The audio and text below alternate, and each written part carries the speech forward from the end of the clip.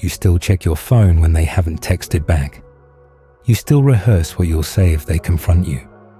You still avoid certain conversations because the silence after would be unbearable. And you still measure your worth by whether the people around you seem pleased.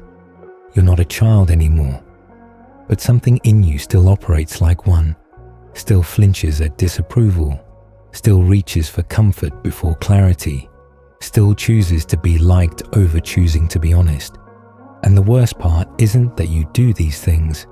The worst part is that you know you do them, you've known for years, and you keep doing them anyway because the version of you that would stop is someone you haven't had the nerve to become yet. There is a death that has to happen before anything real can begin, and nobody wants to talk about it because it doesn't look dramatic or noble. It looks like sitting alone in your apartment on a Friday night and realizing that half the people you call friends only know a character you've been playing since you were 17. It looks like admitting that the relationship you fought to save was really just a place to hide from the work of building a self that can stand on its own.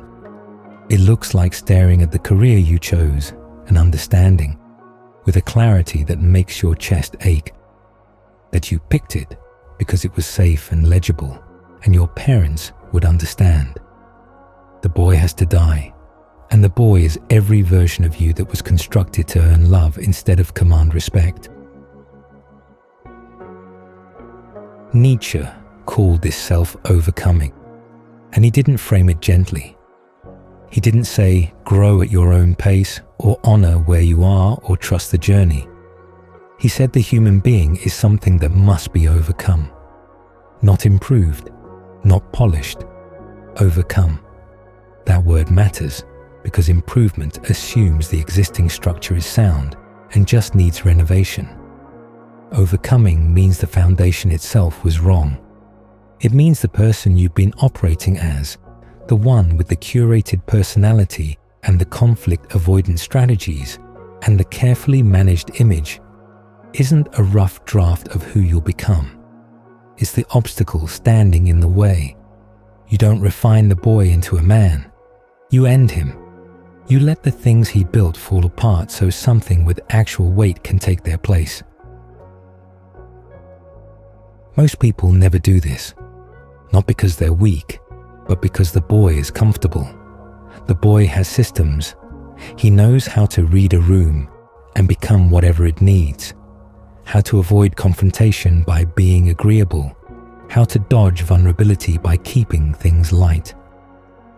The boy's entire operating system runs on one principle: don't get rejected.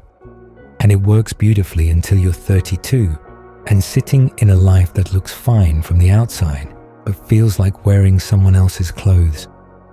You fit into it, technically, but nothing about it was chosen. It was accumulated piece by piece through a lifetime of asking what will keep me safe instead of what will make me real. The transition from the boy to the man is not a timeline. It's a series of specific moments where you choose discomfort over performance. It's the first time you say no to someone you love, not to punish them, but because the yes would have been a lie. It's the conversation you've been avoiding for months, where you finally say what you actually think and accept that the other person might leave. It's the morning you wake up and decide that being respected for who you are is worth more than being liked for who you pretend to be. Each of these moments feels like a small destruction, because it is.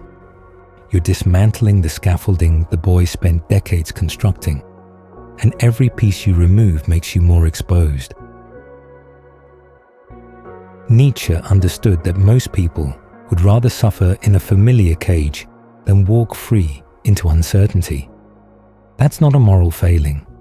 It's biology. Your nervous system is wired to treat the known as safe and the unknown as threat, regardless of how miserable the known actually makes you. The boy knows this and exploits it. He whispers that the risk isn't worth it, that you should wait until you're more ready, that the people in your life won't understand the new version of you. And he's right about that last part. They won't understand because they were never in a relationship with you. They were in a relationship with the performance. And when the performance ends, some of them will leave. That's not a tragedy. That's a filter. The people who stay when you stop pretending are the only ones who are ever actually there. There is a specific loneliness that comes with this transition, and no one prepares you for it. When you stop being the person everyone is comfortable with, there's a gap.